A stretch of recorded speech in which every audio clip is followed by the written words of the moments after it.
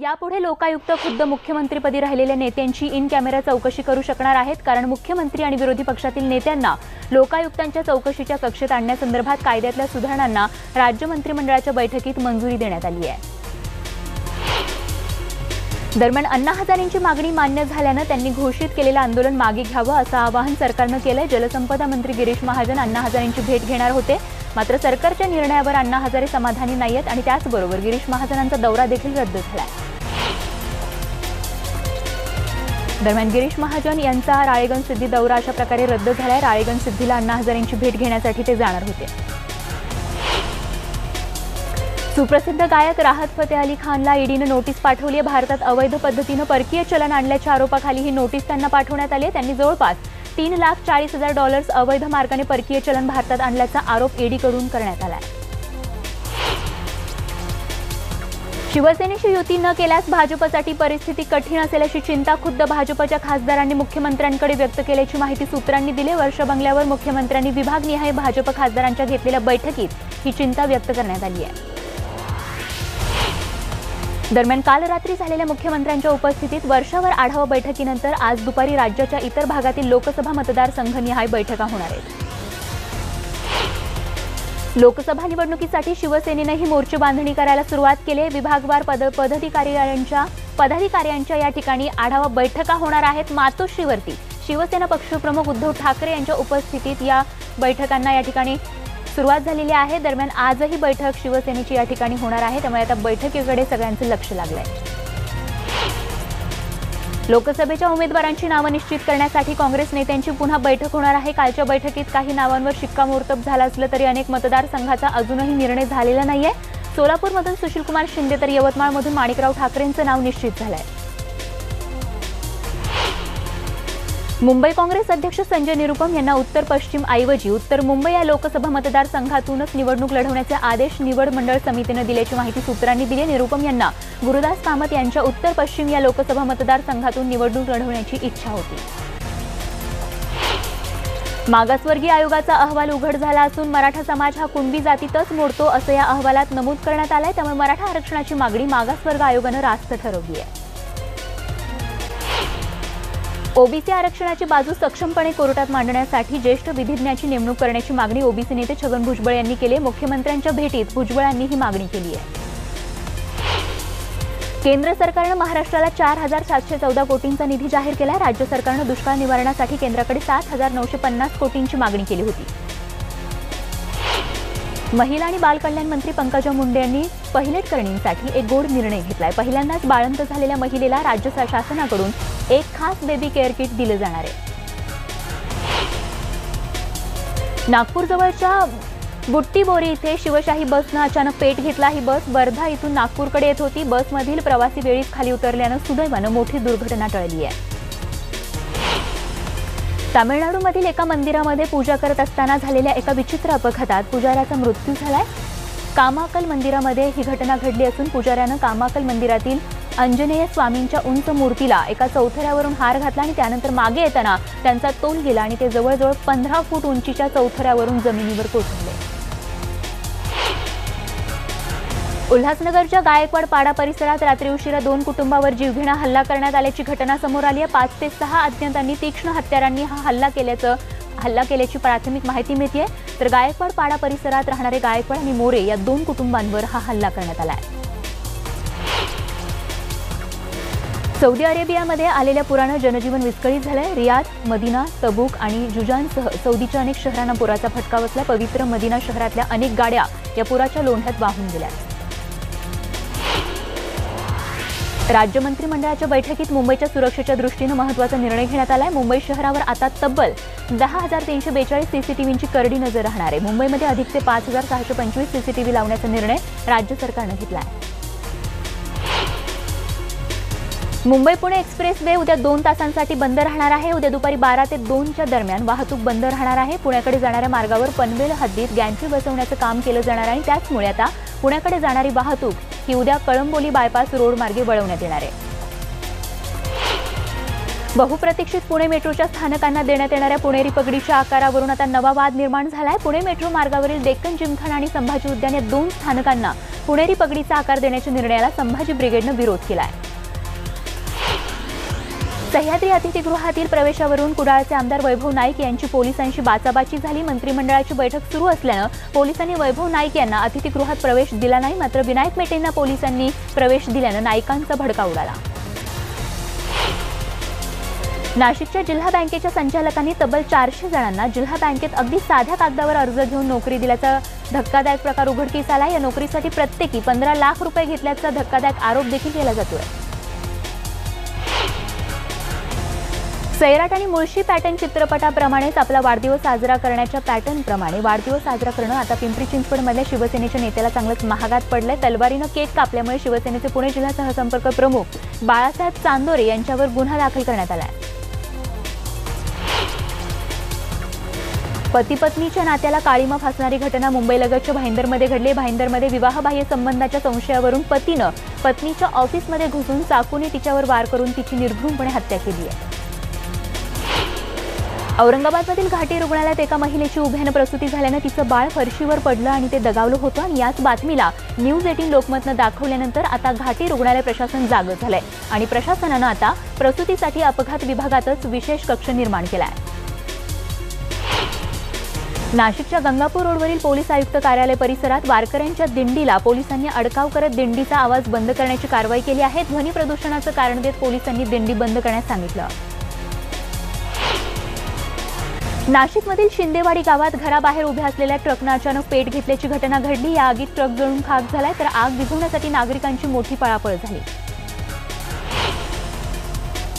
मनमाड बाजार समितीत भाजीपाल्याच्या भावात मोठी घसरण झाली आहे। यामध्ये मेथीच्या भाजीचे भाव सर्वात जास्त कोसळलेत। मेथीच्या जुडीला फक्त 2 ते 3 रुपयांचाच भाव मिळतोय, तर कांदा आणि टोमॅटो पाठोपाठ आता मेथीच्या भावातही घसरण झाल्यामुळे शेतकरी पुरता हवालदिल झालाय।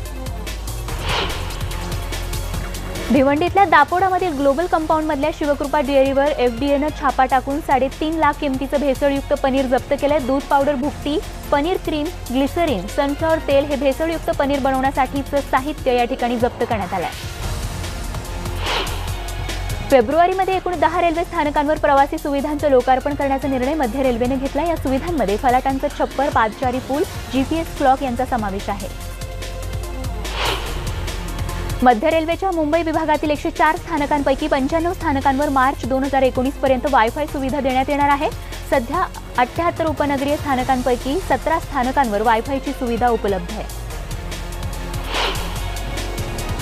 कल्याण नाशिक आणि कल्याण पुणे या ठिकाणांना जोडण्यासाठी 12 डब्यांची लोकल फेब्रुवारी महिन्यात कुर्ला कार शेडमध्ये दाखल होणार आहे। अत्यावश्यक ब्रेक सिस्टीमसह उच्च दाब शक्ती इलेक्ट्रिकल मल्टिपल युनिट्स ट्रेनसह 32 चाकांना या ठिकाणी पार्किंग ब्रेकची सुविधा या लोकलमध्ये असणार आहे।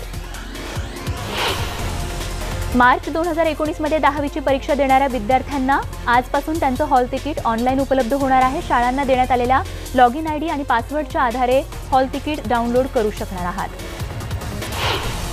अभियांत्रिकी फार्मसी पदवी अभ्यासक्रमाच्या प्रथम वर्ष प्रवेशासाठी राज्य सामायिक प्रवेश परीक्षा कक्षाकडून एमएचटी आणि सीईटीसाठी अर्ज भरण्याची प्रक्रिया सुरू झाली। आजपर्यंत 84,614 विद्यार्थ्यांनी ऑनलाईन अर्ज केले।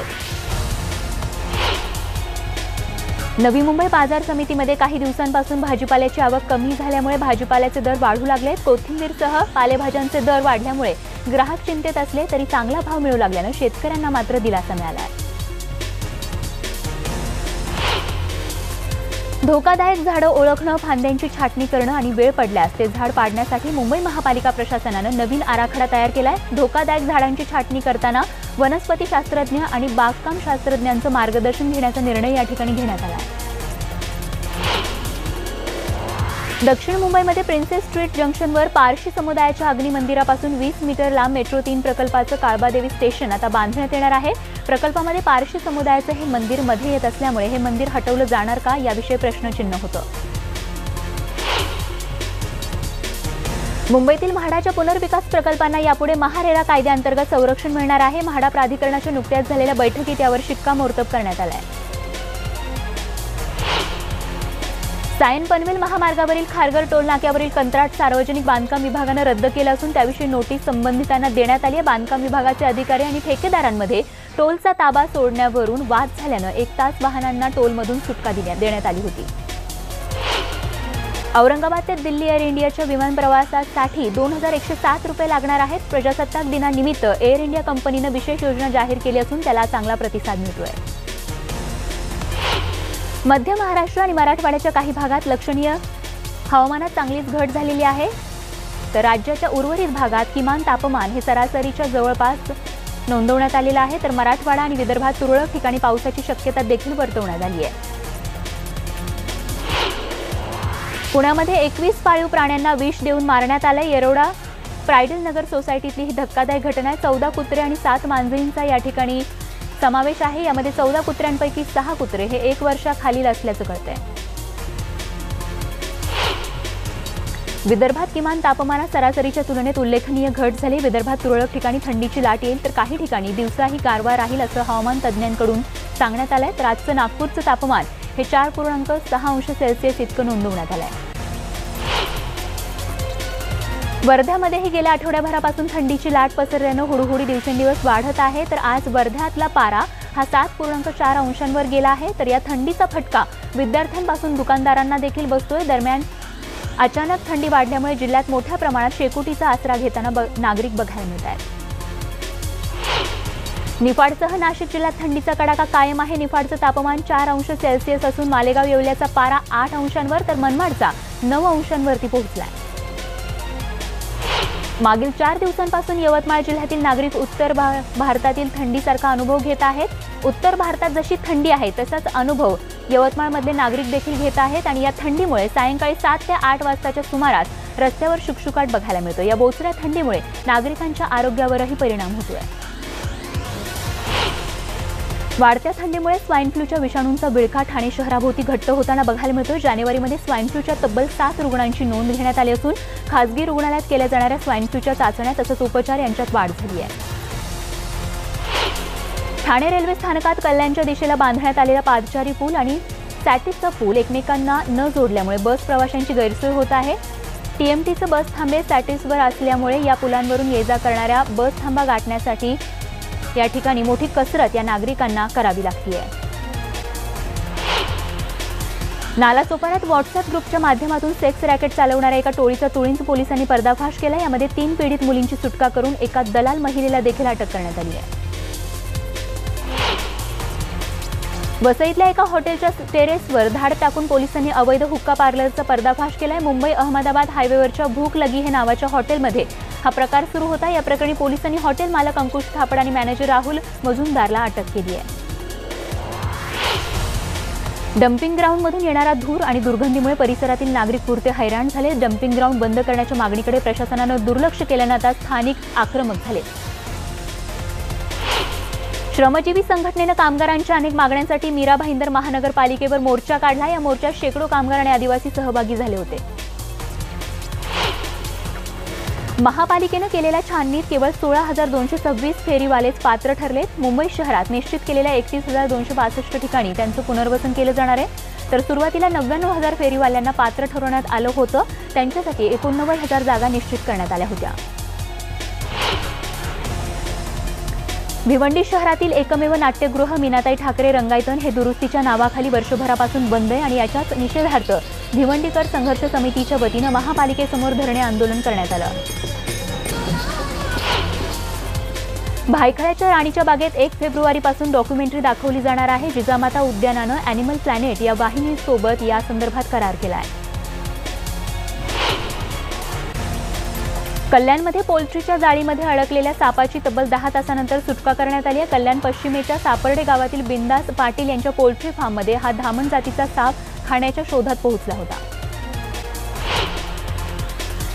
पुण्याला सध्या सुरू असलेल्या पाणीपुरवठ्यात कपात करण्यात येणार नाही. धरणातील पाणीसाठ्याचा अंदाज घेतल्यानंतर त्याबाबत होणाऱ्या बैठकीपर्यंत पुण्याचा पाणीपुरवठा कायम राहील अशी ग्वाही मुख्यमंत्री देवेंद्र फडणवीस यांनी महापौर मुक्ता टिळक यांना दिली आहे. त्यामुळे पुण्याच्या पाणी कपातीचा निर्णय शक्य तितका पुढे ढकलण्याच्या महापालिकेच्या प्रयत्नांना आता यश आलंय.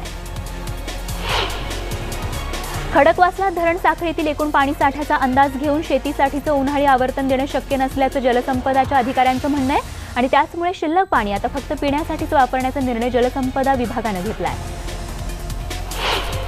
उजनी धरणातून सोलापूरला पिण्यासाठी पाणी सोडल्यानं पाणी पातळीत झपाट्यानं घट झाली। अवघ्या 25% इतकाच पाणीसाठा शिल्लक राहिल्यानं उजनी काठचे शेतकरी तसंच नागरिकांचा पाणी प्रश्न येत्या काळात गंभीर होण्याची शक्यता आहे।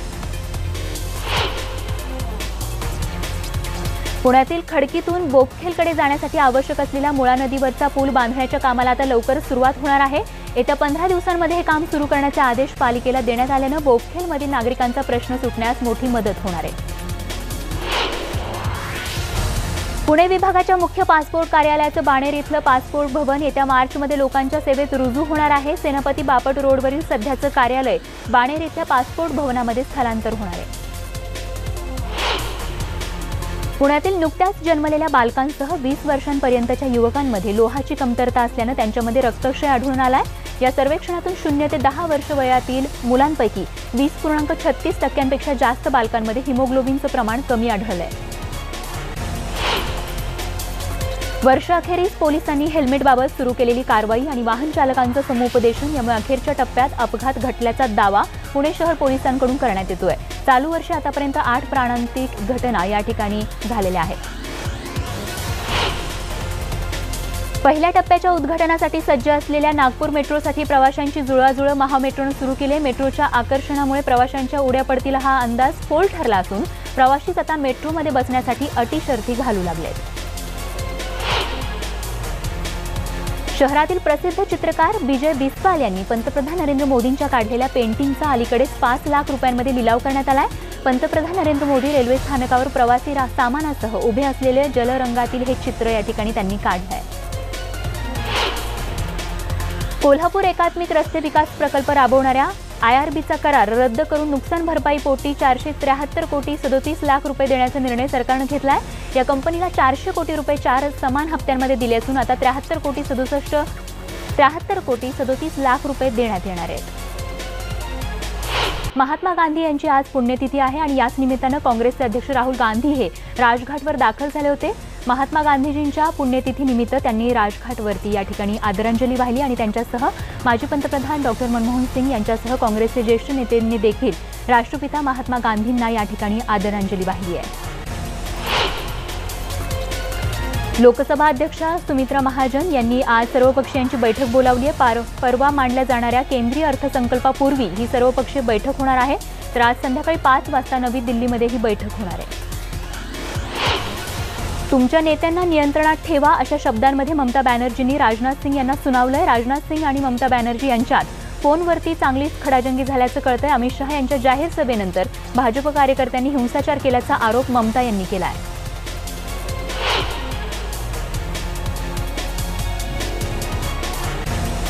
तर कार चालकाचा अपमान करणं आता उबरच्या ग्राहकांना महागात पडणार आहे। जे ग्राहक विनाकारण कार चालकांचा वारंवार अपमान करतात अशा ग्राहकांना ब्लॉक करण्याचा निर्णय आता उबरनं घेतलाय। जम्मू काश्मीरमध्ये academy of arts culture and लँग्वेजेसकडून लेहमध्ये फोक डान्स आणि सिंगिंग कॅम्पचं आयोजन करण्यात आलंय। 10 दिवसांसाठी या कॅम्पचं या ठिकाणी आयोजन करण्यात आलं असून या कॅम्पला स्थानिकांनी देखील मोठी गर्दी केली आहे।